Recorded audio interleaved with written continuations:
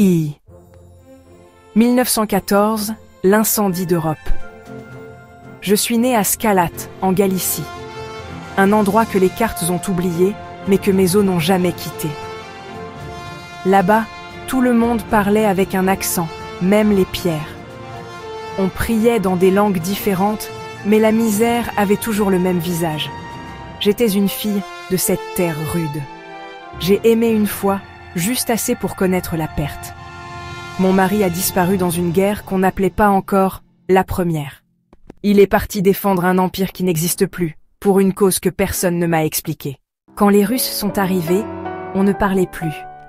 On regardait au loin et on espérait que ce ne soit pas notre tour. Mais un jour, ils sont entrés dans ma cour. Je tenais Jules dans les bras. Un soldat a levé son sabre. Je ne me souviens pas avoir eu peur. Je me suis simplement mise entre eux.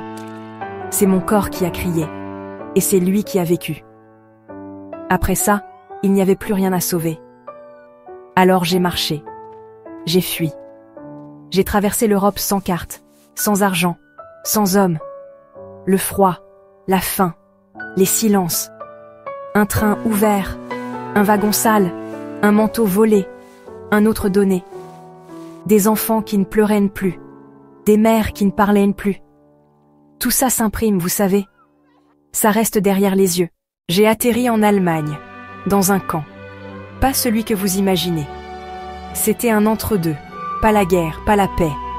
Une tente, un bol de soupe, des yeux vides. Et lui, Gustave. Il réparait des casseroles comme si c'était de la dentelle. Il parlait peu. Il regardait beaucoup. Quand il a regardé Jules, j'ai vu autre chose. Il ne m'a pas offert un monde. Il m'a offert une main. Je l'ai prise. Parce qu'on ne refuse pas la tendresse quand elle se présente. Avec lui, j'ai eu d'autres enfants, d'autres hivers, d'autres silences.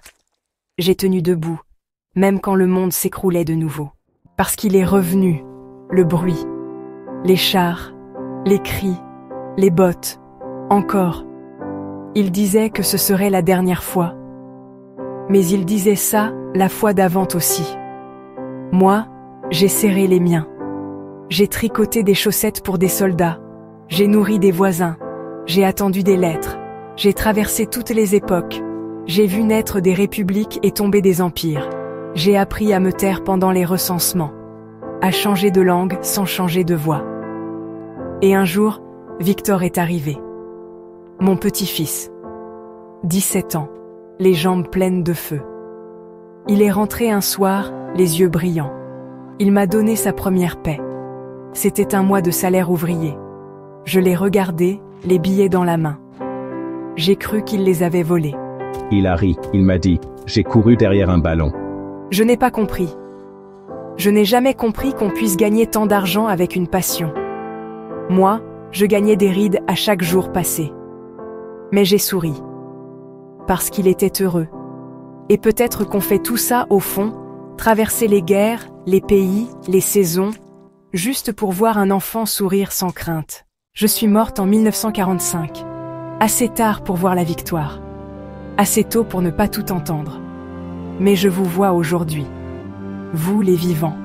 Vous qui racontez. Vous qui écrivez nos silences. Et ça suffit. C'est déjà énorme.